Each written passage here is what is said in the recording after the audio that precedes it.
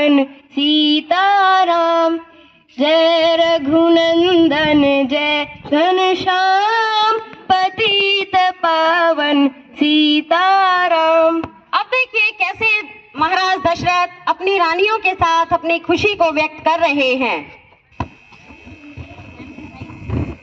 भगवान ने हमें सब कुछ दिया है, प्रजा में भी बहुत सारी खुशियां हैं और फसल भी अच्छी हो रही है, पर मुझे एक ही दुख है कि मेरी कोई संतान नहीं है और मेरी मृत्यु के बाद मेरे राज्य को कौन संभालेगा। जी महाराज, आप बिल्कुल सही कह रहे हैं। अगर कोई हमारा पुत्र होता तो वो पूरे राज्य को बड़े ही अच्छे से संभाल लेता। जी महाराज, आपने सही कहा। जी महाराज, आप बिल्कुल सही कह रहे हैं। अगर हमारा कोई पुत्र होता तो वह राज्य का सारा संभाल लेता। इसके बाद मुनि वशिष्ठ का राजभवन में आना होता है। प्रणाम महाराज। प्रणाम मुनिवर। महाराज, आप इतने चिंतित क्यों दिखाई दे रहे हैं? मैं इसीलिए चिंतित हूँ क्योंकि मेरी कोई संतान नहीं है। महाराज, आपको इसकी चिंता करने की आवश्यकता नहीं।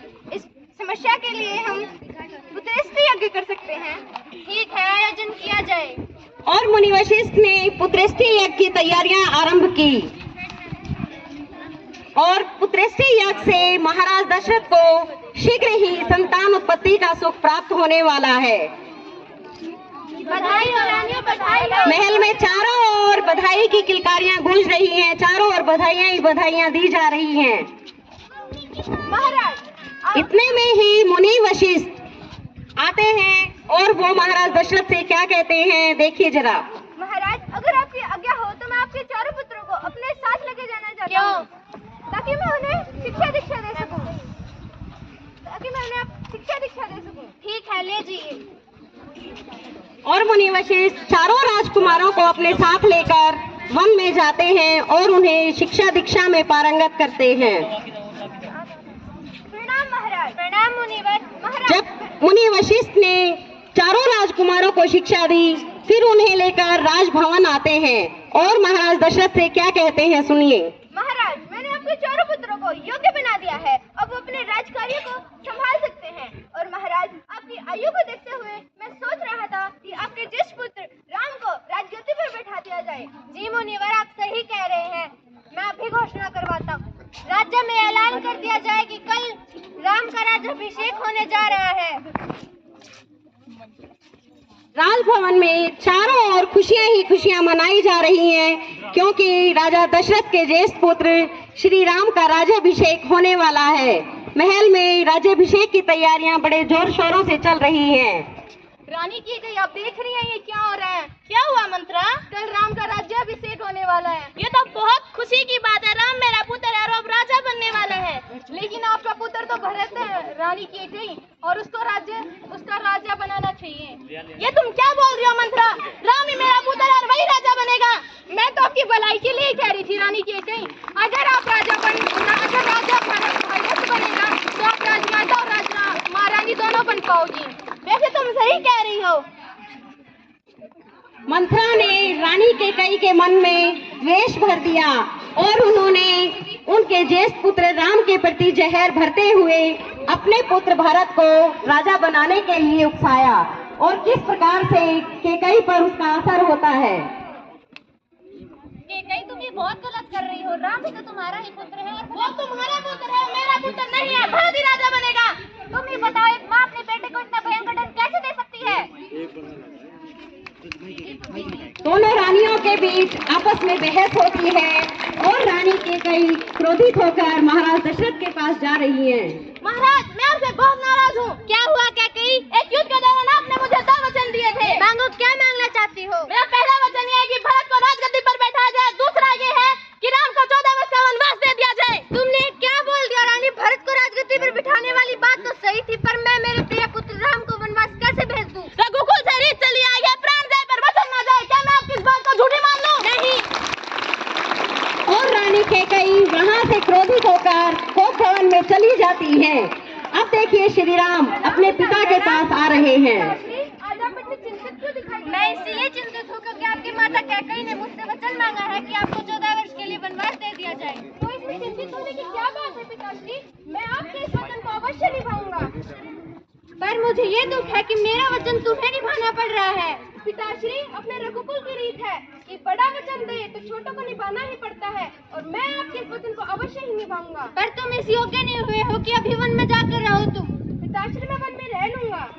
ठीक है, अपना ख्याल रखना। पिताश्री, मुझे आप वन में जाने की आज्ञा दीजिए। ठीक है, जाइए।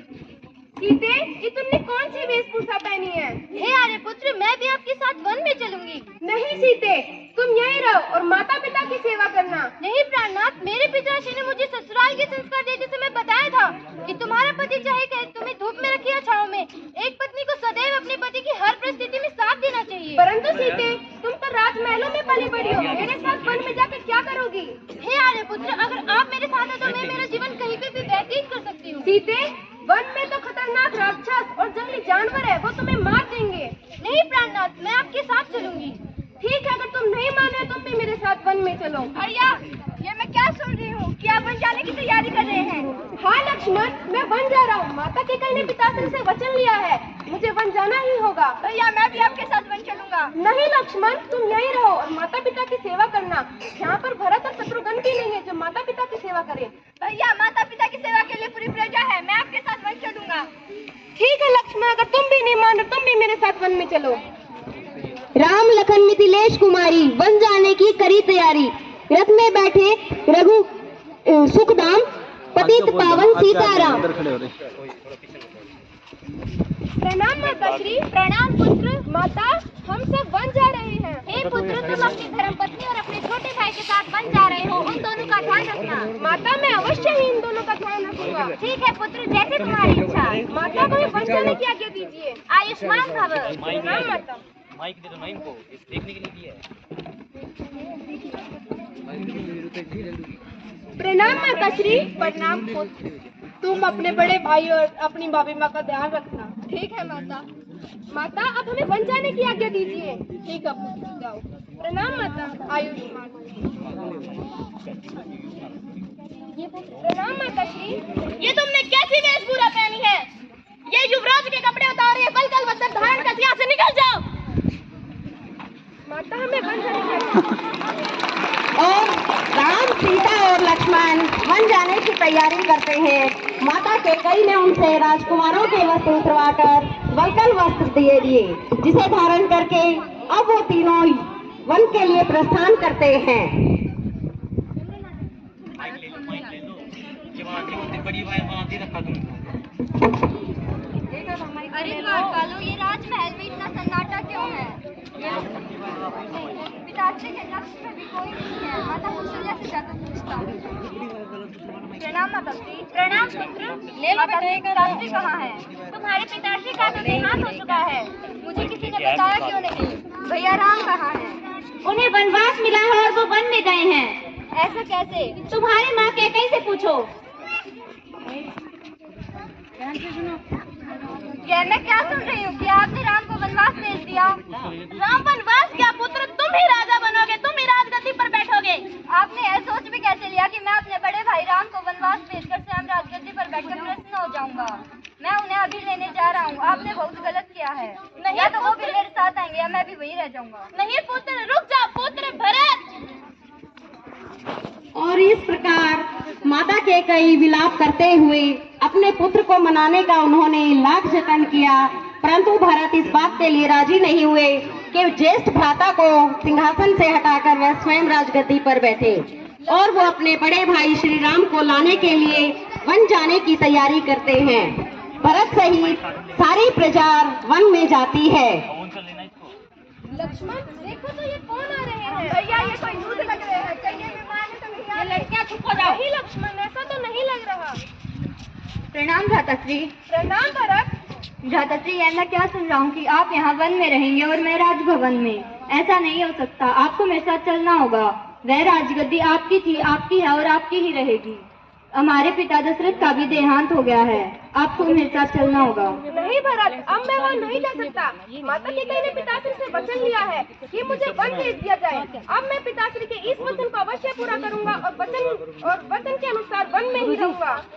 मैं आपको लिए बिना नहीं जाऊंगा। अगर आप नहीं जाएंगे तो मैं भी यही रह जाऊंगा। नहीं भरत, तुम वहाँ जाओ और प्रजा का ध्यान रखो और माता पिता का भी ध्यान रखो, क्योंकि एक राजविहीन राजा की प्रजा को पड़ोसी राजा परेशान करने लगता है। अगर आप नहीं जाना चाहते तो आप मुझे अपनी चरण पादुकाएं दे दीजिए। मुझे लगेगा कि आपने ही राज किया। ठीक है भरत। पुत्र, मुझे माफ कर दो पुत्र। नहीं माता, आप मुझसे माफी मत मांगिए। आप मेरी माता हैं, तो आप मुझसे माफी मत मांगिए। पुत्र चलो पुत्र, राज सिंहासन तुम्हारा और तुम्हारा ही रहेगा पुत्र। नहीं माता, मैं वहाँ नहीं आ सकता। आपके वचन के अनुसार अब मैं वनवास में रहूंगा। जैसे तुम्हारी इच्छा पुत्र। यह कहकर भरत अपनी प्रजा सहित वापस अयोध्या लौट आते हैं और भरत ने राज सिंहासन पर राम की जगह उनकी चरण पादुकाओं को राजा मान लिया है। जब वन में राम, लक्ष्मण और सीता इधर उधर भटक रहे हैं, तभी एक सुंदर राक्षसी का वहां आना होता है। देखिए अब वह राक्षसी क्या लेकर अपना प्रस्ताव राम लक्ष्मण के पास आती है। ये इतने सुंदर वन में दो राजकुमार कहाँ से आए हैं? हे राजकुमार, मैं तुम्हारी सुंदरता पर मोहित हो चुकी हूँ। मैं तुमसे विवाह करना चाहती हूँ। हे देवी, ये आपने मुझसे कैसा प्रश्न पूछ लिया? क्यों, मैंने क्या गलत कह दिया? मैं पहले से विवाहित हूँ और मैं विवाह नहीं कर सकता। आप ये प्रस्ताव लेकर मेरे छोटे भ्राता लक्ष्मण के पास जाइए। हे राजकुमार लक्ष्मण, मैं तुम्हारी सुंदरता पर मोहित हो चुकी हूँ। मैं तुमसे विवाह करना चाहती हूँ। नहीं, मैं तुमसे विवाह नहीं कर सकता। मैं मेरे भाई राम का दास हूँ, मैं उनकी सेवा करूँगा। तुम ये प्रस्ताव मेरे भाई राम को दो। परंतु मैं अभी तुम्हारे भ्राता राम के पास से ही आई हूँ। तुम्हें एक बार समझ में नहीं आता, जाओ यहाँ से। यदि तुम मुझसे विवाह नहीं करोगे तो मैं तुम्हारी भाभी सीता को खा जाऊंगी। मैं तुम्हारा वध कर दूंगा, जाओ यहाँ से। नहीं, तुम ऐसे नहीं मानोगी।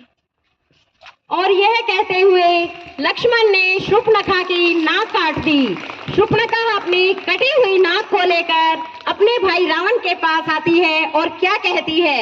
भैया रावण, देखो तो ऋषि मुनियों ने मेरा क्या हाल कर दिया है। उन्होंने ऐसा क्यों किया? मैं वन में घूमने गई थी, मैंने वहाँ एक सुंदर स्त्री देखी। मैं उसको आपकी पत्नी बनाना चाहती थी, परंतु तो ऋषि मुनियों ने मेरा क्या हाल कर दिया है। अब तो उनसे बदला लिया जाएगा।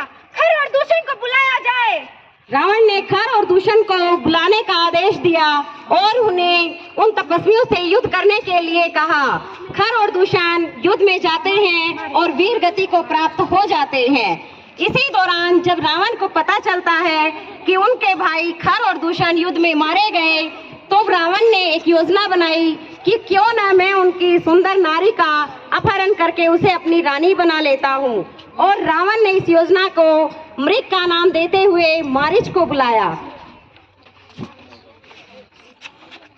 प्रणाम महाराज। प्रणाम।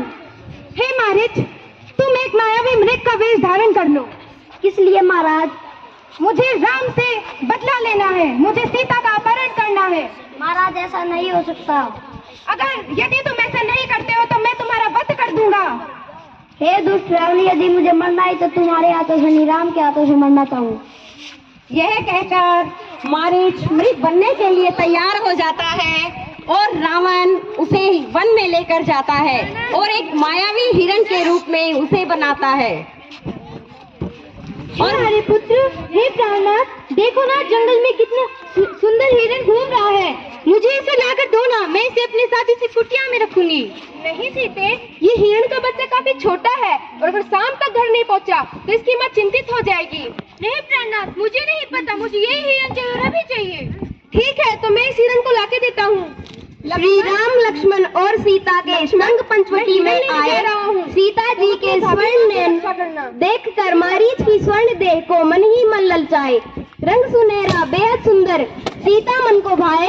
हट कर बैठी माता सीता, कोई जाकर मृग को लेकर आए। कुटिया में ही रहना। ठीक है भैया। सुंदर मारीच को देखकर, मृग को देखकर राम उसे पकड़ने के लिए जाते हैं, क्योंकि वो सीता की अभिलाषा को पूरा करना चाहते हैं। राम ने ही सोचा, सीता ने अब तक मुझसे कभी कुछ नहीं मांगा, उन्होंने पहली बार ही मुझसे कुछ मांगा है, क्यों ना उन्हें दिया जाए। और वो उस हिरण का पीछा करते करते जंगल में दूर तक निकल जाते हैं। उधर देखिए कुटिया में क्या होता है। लक्ष्मण भैया, तुम्हारे भ्राता जी तुम्हें पुकार रहे हैं। नहीं भाभी माँ, भैया अपनी रक्षा स्वयं कर सकते हैं। नहीं लक्ष्मण, वह तुम्हें पुकारे हैं, तुम जाकर देखो, वह अवश्य कोई बड़ी मुसीबत में है। नहीं भाभी माँ, भैया का आदेश है कि मैं यहाँ रहकर आपकी रक्षा करूँ। आदेश क्या करेगा लक्ष्मण? वह तुम्हें पुकार रही है, तुम जाओ। अगर तुम नहीं जाते मैं स्वयं जाकर अपने पति देव की रक्षा करूंगी। नहीं भाभी माँ, मैं आपकी आज्ञा का पालन करता हूँ, लेकिन आप इस लक्ष्मण रेखा के बाहर मत आना।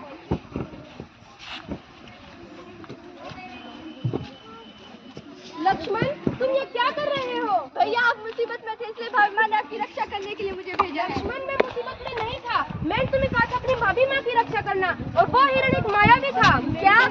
तो तुम्हारी भाभी माँ अवश्य ही कोई मुसीबत में है। चलिए भैया। धरनी गिरे राम रघुराई, सीता के बिन व्याकुलताई। हे प्रिय सीते, चीखे राम, पतित पावन सीताराम। भिक्षाम देहि, भिक्षाम देहि। प्रणाम रामन देवता। भिक्षाम देहि। परंतु मेरे पास आपको देने के लिए इस वन में कुछ भी नहीं है। तो क्या मैं तुम्हारे द्वार से खाली हाथ लौट जाऊं? नहीं भिक्षु महाराज, हमारे कुल में साधुओं को निराश नहीं किया जाता, परंतु मैं इस सीमा को लांघ नहीं सकती। यदि भिक्षा देनी है तो बाहर आकर दो। परंतु भिक्षु महाराज, मैं इस रेखा को लांघ नहीं सकती। तो ठीक है, एक साधु तुम्हारे द्वार से खाली हाथ जा रहा है, इसका पाप तुम्हारे कुल को लगेगा। नहीं ब्राह्मण देवता, मैं ही बाहर आती हूँ।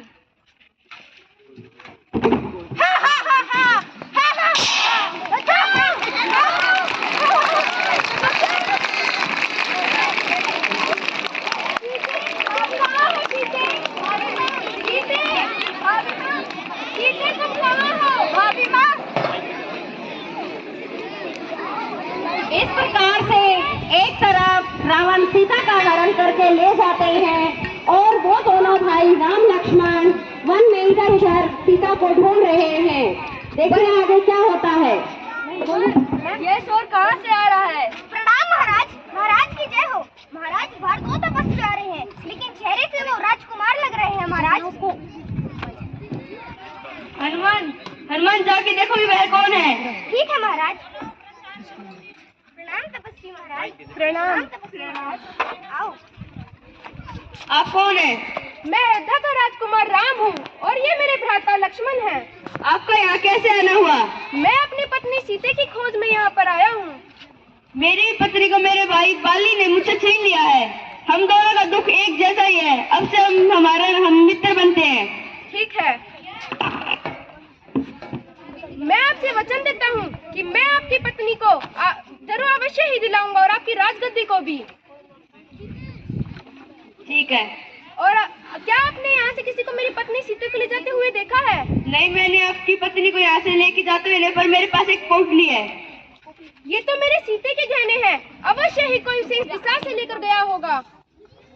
चलो हम सीता माता की खोज करते हैं। ठीक है, चलो। और यह कहकर सुग्रीव और राम में मित्रता हो जाती है और सुग्रीव ने राम को विश्वास दिलाया कि वह सीता की खोज करने में उनकी मदद करेगा, क्योंकि सुग्रीव का भी दुख बिल्कुल राम जैसा ही था। सुग्रीव के भाई बाली ने उनकी पत्नी का हरण कर लिया था, उसको जबरदस्ती सुग्रीव से छीन लिया था। सुग्रीव इसी दुख में दुखी थे। प्रणाम ब्रादा। प्रणाम। ये आपने क्या किया? सीता का हरण कर कर अपने कुल का नाश कर लिया है। आपने विजय प्राप्त कर लिया है, सीता का हरण कर लिया है, अभी तो मेरी हो गई है। नहीं माँ, आप सीता को मान से ही लौटा दे। ये क्या बोल रहे हो? तुम मेरे भाई हो और उनके प्रशंसा कर रहे हो। यदि आप सीता को लौटाओगे नहीं, कुल नाश हो जाए। तुम जाओ यहाँ से। और रावण ने अपने भाई विभीषण का अपमान करते हुए उन्हें अपनी सभा से निकाल दिया। अब विभीषण जो है श्री राम के पास जाकर अपना दुख सुनाते हैं, श्री राम की शरण में जाते हैं। प्रणाम। प्रणाम। मैं रावण का भाई विभीषण हूँ, मैं आपकी शरण में आया हूँ, मेरी रक्षा कीजिए। आप मेरी शरण में क्यों आए हैं? क्योंकि रावण ने मुझे अपने कक्ष से निकाल दिया है। अगर आप मेरी शरण में आए हैं तो मैं आपके साथ अवश्य ही करूँगा। और श्री राम ने विभीषण को दिलासा दिलाया और उन्हें अपनी शरण में ले लिया। अब सुग्रीव और बाली का युद्ध आप लोगों के सामने होता है, क्योंकि श्री राम ने सुग्रीव को यह विश्वास दिलाया था कि वह उसकी पत्नी और रसती को अवश्य ही लौटाएंगे।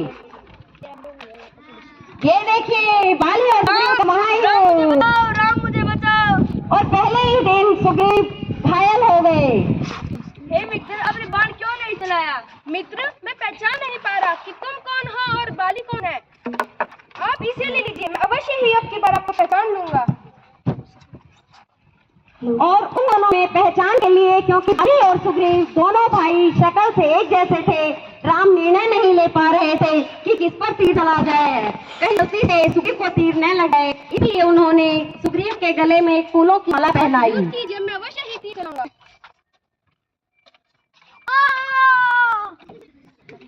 और श्री राम ने अपना तीर चलाकर बलि को वीर गति को प्राप्त कर दिया है और सुग्रीव का राज्याभिषेक होने जा रहा है। लक्ष्मण सुग्रीव का राज्याभिषेक करते हुए और सुग्रीव आज अपनी वानर सेना के साथ खुशियां मना रहा है और सारी वानर सेना बहुत ही खुश नजर आ रही है। सुग्रीव, क्या आप अपना वचन भूले? आपने भ्राता राम को वचन दिया था कि आप भाभी माँ सीता की खोज करेंगे। नहीं लक्ष्मण, मैं अपना वचन नहीं बोला। तो फिर आप कुछ कर क्यों नहीं रहे? मैंने अपनी सेना तैयार कर ली है। तो फिर चलिए। इस प्रकार से सुग्रीव अपनी सेना सहित सीता की खोज के लिए निकल पड़े हैं। रास्ते में उन्होंने क्या किया देखिए। हनुमान, ये उठी, अगर आप तुम सीता को दोगे तो सीता तुम्हें अवश्य ही पहचान लेगी। और इस प्रकार उन्होंने अपने पुत्र हनुमान को उनकी शक्ति याद दिलाते हुए सीता की खोज में हनुमान को भेजा। हनुमान लंका की ओर बढ़ते हुए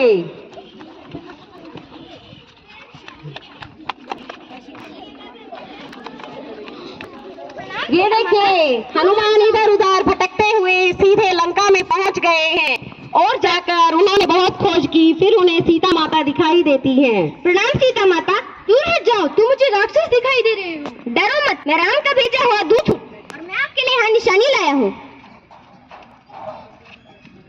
यह तो मेरे प्राणनाथ की अंगूठी है। लगता है तुम सत्य कह रहे हो। सही पकड़े हैं आप। ये लो, ये मेरा कड़ा ले जाओ और मेरे प्राणनाथ को दिखाना, वह मुझे पहचान जाएंगे। अगर आपकी आज्ञा हो तो क्या मैं यहाँ के फल फ्रूट खा सकता हूँ? जाओ पुत्र हनुमान। और हनुमान सीता का संदेश लेकर अशोक वाटिका में इधर उधर घूमते हुए वाटिका के सुंदर फूलों और फलों का मजा चखते हुए, देख कैसे उछल कूद कर रहे हैं हमारे हनुमान। ये कौन मार रहा है? ये कौन मार रहा है जो हमारे वाटिका में आकर तहस महस कर रहा है? पैर चल रहे, पकड़ो इसे। और हनुमान को रावण के दूतों ने पकड़कर रावण के सामने प्रस्तुत किया। महाराज, ये वही वाला है जो हमारी वाटिका में तहस महस कर रहा था। ये कौन है जो हमारी आज्ञा के बिना हमारी वाटिका में घुस आया? सीता मैंने अपहरण किया है।